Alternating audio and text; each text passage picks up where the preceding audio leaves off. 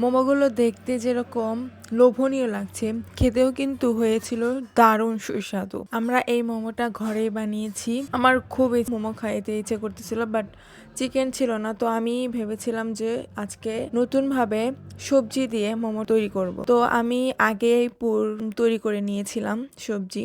এখানে বাঁধাকপি, গাজর, পেঁয়াজ, রসুন, আদা, তারপরে মরিচ, এগুলো আমি ছোট ছোট কিউব করে কেটে নিয়ে এগুলো ভেজে নিয়েছি। যদি আপনারা টিউটোরিয়াল চান তাহলে অবশ্যই আমাকে কমেন্ট করবেন। তো এই তো আমি এখানে মোমো হতে বানিয়ে নিচ্ছি। আমার কাছে এটা বেশি সুন্দর লাগে, অনেক অল্প সময় হয়ে যায়। তো আমাদের সবগুলো মোমো রেডি।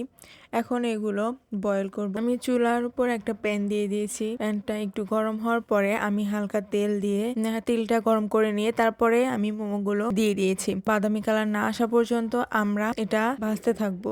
দেন যখন দেখবো বাদামি কালার হয়ে গেছে, তো পানি দিয়ে দিব। মোমোর অর্ধেক পানি থাকবে। তারপরে আমরা এটাকে ঢেকে দিব। ঢেকে দেওয়ার পর একটু পরে দেখবেন মোমোগুলো ফুলে উঠেছে। এই জন্য একটু দূরে দূরে দেওয়ার চেষ্টা করবেন, ফাঁকা ফাঁকা করে। তারপরে এই যে দেখুন পানিও শুকিয়ে গেছে এবং আমার মোমো কতটা লোভনীয় লাগছে এবং খেতেও কিন্তু অনেক সুস্বাদু হয়েছিল। আপনারা যদি বাসায় মোমো বানাতে চান, এমন সহজ উপায়ে সবজি দিয়ে মোমো বানাইতে পারবেন। আর আমি এই সসটা বানিয়েছিলাম, আর সসটারও টিউটোরিয়াল যদি আপনারা চান তাহলে অবশ্যই কমেন্ট করবেন। এদিকে দেখুন মারামারি করে সবাই খাওয়া দাওয়া হচ্ছে, মানে একটাও ছিল না, পরে যে খাবো একটাও ছিল না। এই যে দেখেন একদম শেষ সাবার করে দিয়েছে সবাই।